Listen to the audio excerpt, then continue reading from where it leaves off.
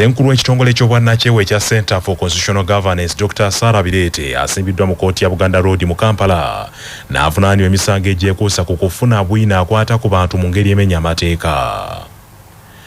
Dr. Sarah Birete asimbiddwa maaso g'omulamuzi Winnie Nancha Jatiko era emisango n'agyegaana. Oludda oluwaabi nga lukulembeddwamu Joan Kako ne Julius Muchunguzi lulumiriza nti wakati wa January 2025 ne December 2025 mu bitundu bya Uganda okuli Kampala, Mukono ne Wakiso, Dr. Sarah Birete yafuna bwina akwata ku balonzi ate ng'oyo alina kubeera mu mikono gy'akakiiko k'ebyokulonda. Kooti bw'eti etegeezeddwa nti okunoonyereza ku misango egivunaanibwa Dr. Sarah Birete tekunnaggwa. Ng'ayita mu bannamateeka be okuli Judy Byamukama, Dr. Sarah Birete asabye kkooti emunyimbule kakalu okutuusa ng'emisango gye gisonjoddwa. Wabula oludda oluwaabi lusabye kkooti erwongera akadde okunoonyereza ku misango egivunaanibwa Dr. Sarah Birete nga lulumiriza nti emisango gyonna egyamukwasizza gyekuusa ku gavumenti era gavumenti yemuvunaana obutereevu.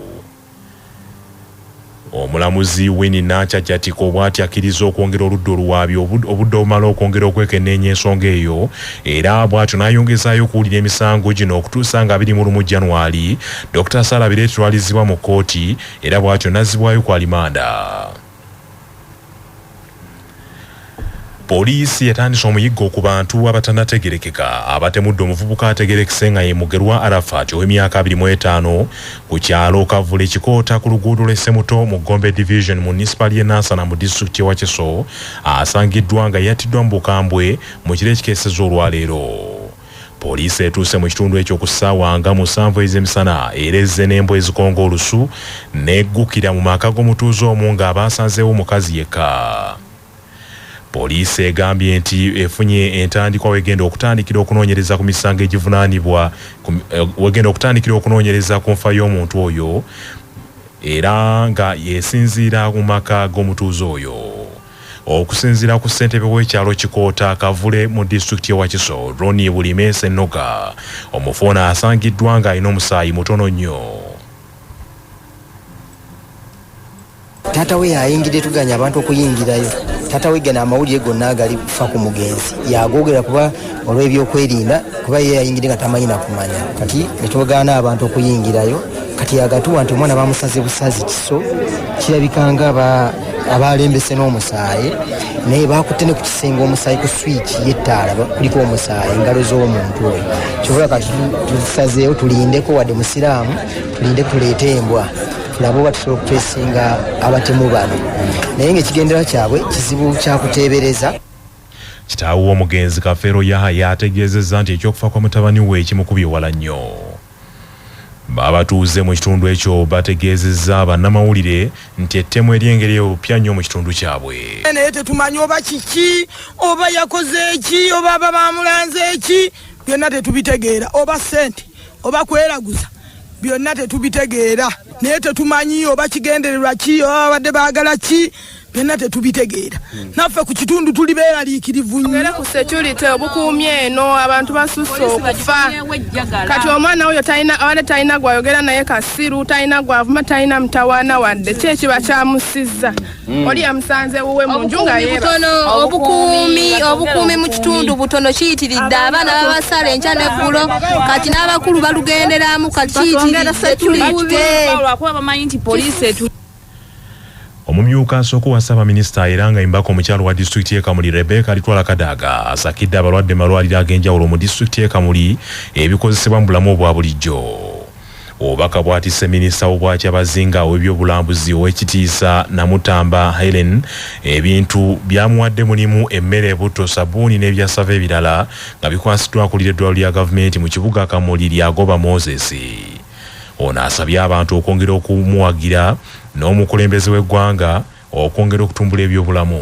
Maama asuubiza nti ebikaali kuwa tubeere kwere mbakyala abazaala abaana bakaali kwetuuka banko banebaze maama Kadaga maama bakwebaziza nti webale kubakolera ku woodi yaabwe ey'abaana bakaali tuuka era basabye nti bali kusaba bazimbira bamaama we basula abazaire abaana aba bakaali tuuka.